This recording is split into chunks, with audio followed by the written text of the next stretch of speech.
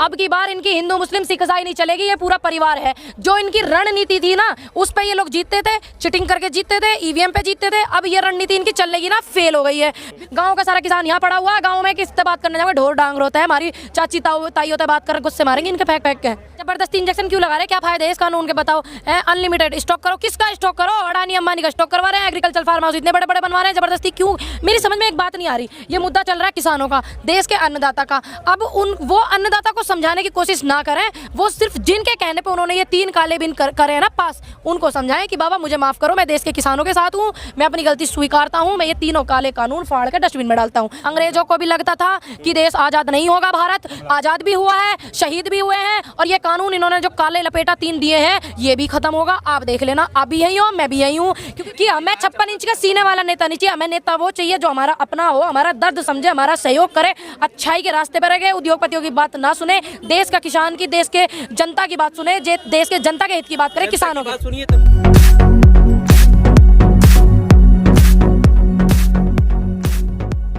Ghazipur border पर इस वक्त मैं मौजूद हूँ। किसानों का आंदोलन लगातार जारी है, 1 महीने से ज़्यादा का समय हो चुका है। हमारे साथ पूनम पंडित हैं जो लगातार इस आंदोलन में पहले दिन से आ रही हैं, इनसे हम बात करेंगे। पूनम जी, 1 महीने का ज़्यादा समय हो चुका है, आज भी प्रधानमंत्री मोदी ने मन की बात की है, जिसमें तमाम चीज़ों का जिक्र किया कि कैसे ठंड से बचा जा सकता है, कैसे जानवरों को जो है सेफ रखा जा सकता है। तो क्या लगता है कि वो आपकी बात अभी भी उन्होंने नहीं की है? जिस देश का प्रधानमंत्री ठंड से बचने का उपाय ढूंढ रहा हो, जानवरों का, इंसानों की फिक्र ना हो, देश के किसानों की फिक्र ना हो, सोचिए उस देश की हालत क्या होगी।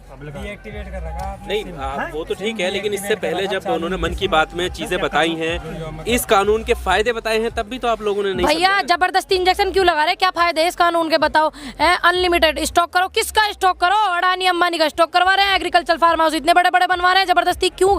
मेरी समझ में एक बात नहीं आ रही। ये मुद्दा चल रहा है किसानों का, देश के अन्नदाता का। अब वो अन्नदाता को समझाने की कोशिश ना करें, वो सिर्फ जिनके कहने पे उन्होंने ये 3 काले बिल करे हैं ना पास, उनको समझाएं कि बाबा मुझे माफ करो, मैं देश के किसानों के साथ हूँ, मैं अपनी गलती स्वीकारता हूँ, मैं ये 3 काले कानून फाड़ के डस्टबिन में डालता हूँ। तो कष्ट करके अन्नदाता को ना समझाएं, जिन उद्योगपतियों के चक्कर में उन्होंने ये बिल लागू किए उन्हें समझाएं। तो वो जो संशोधन कर रहे हैं उस पर आप क्यों सहमत नहीं? देखिए, आप फिर संशोधन की बात कर रहे हैं सर। संशोधन आपने कहा ना कि गलती। हाँ, देखिए आप संशोधन का मतलब क्या होता है? संशोधन का मतलब होता है कि किसी गलती में सुधार करना, ठीक। और उस गलती से हमारा पूरा किसान रोड पे पड़ा है, सर्दियों में घर छोड़ के पड़ा है, परिवार छोड़ के पड़ा है, उस गलती से। तो उसमें संशोधन का क्या मतलब रहेगा? भैया इसको फाड़ के डस्टबिन में डालें, संशोधन की बात ना करें, सीधी बात करें, जहां हम थे पहले हमें वहां लाके छोड़ें, बाकी करें बात बाद में। तो अभी तक जो भी वार्तालाप हुई है ना, और जो भी सरकार की कार्यकाल चल रहा है, उससे नहीं लगता कि वो वापस लेने वाले हैं? भैया इस देश में देश आज़ाद भी हुआ है, अंग्रेजों को भी लगता था कि देश आज़ाद नहीं होगा, भारत आज़ाद भी हुआ है, शहीद भी हुए हैं, और ये कानून इन्होंने जो काले लपेटा 3 दिए हैं, ये भी खत्म होगा। आप देख लेना, आप भी यही हो, मैं भी यही हूँ। क्योंकि जब देश आज़ाद हो गया, अंग्रेजों से इतने लोगों ने इस देश को गुलाम बना के रखा, देश आज़ाद हो गया है तो कानून है, ये तो होगा, हालत ख़राब है, उनकी नींद ना रही उन्हें।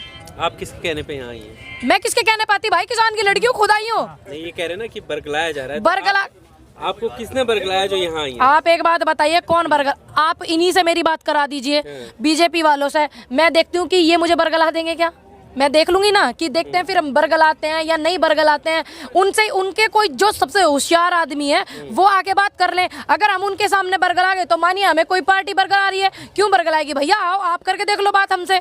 उनके तमाम मंत्रियों ने कल भी बात की है किसानों से, वीडियो कॉन्फ्रेंसिंग के जरिए। दिल्ली में भी राजनाथ सिंह ने, योगी आदित्यनाथ ने लखनऊ में अलग अलग किसानों से बात की है। वो सब सहमति कर रहे हैं कि हाँ ठीक है, देखो उनके फायदे के लिए ये कानून। देखो भैया, 4 कैमरे लगा के कमरे में वीडियो कॉन्फ्रेंस वो कर रहे हैं, क्यों कर रहे हैं? देश का अन्नदाता यहाँ पड़ा हुआ, आके बैठे बीच में बात करें, हम उनके अपने लोग हैं, बम थोड़ी फाड़ देंगे उनमें, ये बताइए, बम फाड़ देंगे? आए बैठ के बात करें। और दूसरी बात, जो चीज़ हमें नहीं चाहिए उसको जबरदस्ती ना देवें, जबरदस्ती तो खाना भी खावें, वो भी दिक्कत करे, ठीक। विनाशकालीन विपरीत बुद्धि, उनकी जो बुद्धि है वो विपरीत दिशा में चलेगी, क्योंकि विनाश करेंगे वो देश का, इसलिए उनको अपनी बुद्धि पर काबू रखना चाहिए। वो जो है विश्वगुरु बनाने की तरफ अग्रसर है। आप इस चीज़ को क्यों नहीं समझते?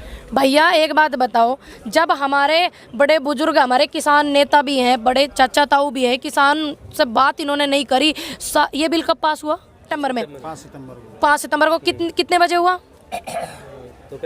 दोपहर में। नोटबंदी कब हुई? 8 बजे। उस लड़की का अंतिम संस्कार किया, हाथरस वाली का इन्होंने बलात्कार जिसका हुआ था वो कब किया? रात को 12 बजे 2 बजे। सारे काम रात में ही क्यों करते हैं? उल्लू है, इनको दिखता नहीं है क्या दिन में? 8 बजे रात थोड़ी होती है हैं? नोटबंदी। भैया आप मेरी बात सुनो, मैं मुंबई में थी, मेरा वो था ऑल इंडिया जीवी मावलंकर, मेरा शूटिंग का कंपटीशन था और मैं मुंबई में थी उस टाइम पे। नोटबंदी इन्होंने करी, खाना खाने तक के लिए हम लोग परेशान हो गए थे। ठीक, इन्होंने सारे काम रात में किए, इनको दिन में दिखता नहीं है। अपनी बुद्धि पे संयम रखें, भगवान इनको, ईश्वर परमात्मा इनको सही दिशा दिखाए। गुरुद्वारे में जा रहे हैं, वाहेगुरु अपनी कृपा इन पे करें और कृपा करके अपना ये इलाज कराएं। बस जिन मुद्दों पर वो चुनाव लड़ते हैं, मैनिफेस्टो में लाते हैं, चाहे वो ट्रिपल तलाक हो, राम मंदिर हो, धारा 370 हो, वो चीज उन्होंने सारी की है। अब इतना बड़ा विरोध किस बात का? ये देश का किसान है। अब की बार इनकी हिंदू मुस्लिम सिख ईसाई नहीं चलेगी, ये पूरा परिवार है। जो इनकी रणनीति थी ना, उस पे ये लोग जीतते थे, चिटिंग करके जीतते थे, ईवीएम पे जीतते थे। अब ये रणनीति इनकी चलने की ना फेल हो गई है, बिल्कुल नहीं चलने की। दूसरी बात ये, हम युवा हैं, पिछली बार हमारे बड़े बुजुर्गों ने इन्हें चुना, अब की बार इन्होंने कुछ धांधलेबाजी चिटिंग करके ये लोग आ गए ईवीएम के जरिए। अब तो देश में इनका तो कुछ नहीं बचेगा मेरे हिसाब से। ये बात तो विपक्ष कहता है ईवीएम के जरिए, आप भी ये बात कह रहे हैं। भैया हम भी कह रहे हैं, क्यों? हमने वीडियो देखी, वो डिब्बे चुरते हुए भी देखे, हमने तो वीडियो में देखा। विपक्ष कहता है, विपक्ष कौन है भैया? तुम विपक्ष की बात विपक्ष से करे करो, विपक्ष की बात किसान की बात किसान से करो, विपक्ष की बात विपक्ष करो। वे कांग्रेसी हैं, उनसे कांग्रेस वालों से करो, मेरे से मत करो। ठीक है, क्या करेंगे? अब किसान लगातार बैठे हैं अभी तक। सर आप ही के मुताबिक यहाँ पर कोई भी सरकार का मंत्री यहाँ तक आपसे बात करने नहीं आया है। यही तो तालाब में भी नहीं लगा है, वो वापस करने वाले कब तक बैठेंगे? भैया एक बात बताओ, अब ये वार्ता भी करना ना चाहते किसानों से, किस देश के किसान से मिलना नहीं चाहते, देश के किसान के पास आना नहीं चाहते। गांव का सारा किसान यहाँ पड़ा हुआ है, गांव में किससे बात करने जाओगे? ढोर डांग रोता है, हमारी चाची ताइयों से बात कर गुस्से मारेंगे इनके फेंक फेंक के। वे भी इंतजार में बैठी हुई हैं। ठीक, किससे बात करने किससे जावेंगे? किसान तो यहाँ पड़ा है, लुगाइयों तो हमारे यहाँ बात करने जावेंगे, ये यहाँ बात करें आवे यहाँ। बताओ उनसे क्या बात करने जा रहे हैं ये लोग? हमारे गांव में तो अभी तक देखो पहुंचे ना है। ठीक, ये कह रहे हैं चौपाले लगाएंगे 700। पूरे भारत में क्या 700 ही गांव हैं? बताइए, अलग अलग जगह यूपी में कितनी लगेंगी बता दो, कितनी लगेंगी? तो आपको नहीं पता है? आपको तो सारी बात पता होनी चाहिए भैया। अब देखो उन्होंने सारी टोटल 700 चौपाले लगाने के लिए कहा है, लेकिन पूरे भारत में कितने गाँव हैं? तो पूरे भारत में लगाते हैं चौपाल। दूसरी बात ये कि वो चौपाल लगा रहे, आपने देखा कोई भी मंत्री, कोई भी एमपी एमएलए बीजेपी का गांव में गया ही नहीं, क्योंकि आधा आंदोलन ये सक्सेस हो चुका है। कम से कम वो वैनिटी वैन और एसी बंगले छोड़ के गाँव में कम से कम चौपाल लगाने तो जा रहे। तो इसका मतलब आधा आंदोलन ये सक्सेस हो चुका है, आधा और हो जाएगा, कोई दिक्कत की बात नहीं। आप ये कहते हैं कि हमसे पूछ के कानून बनाया क्या, हमसे बात करी थी क्या?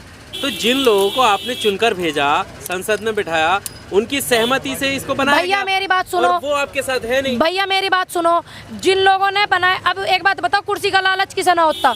सब है वो अपनी कुर्सी के चक्कर में इनके हाँ करे ही जा रहे हैं। हमें थोड़ी पता था, हमने गलत लोगों को चुन लिया है भाई। विश्वास, आदमी स्कूल में एडमिशन क्यों करावे? बच्चा ABCD FNR सीखेगा, हमें थोड़ी पता। ये सरकार बनी क्या है?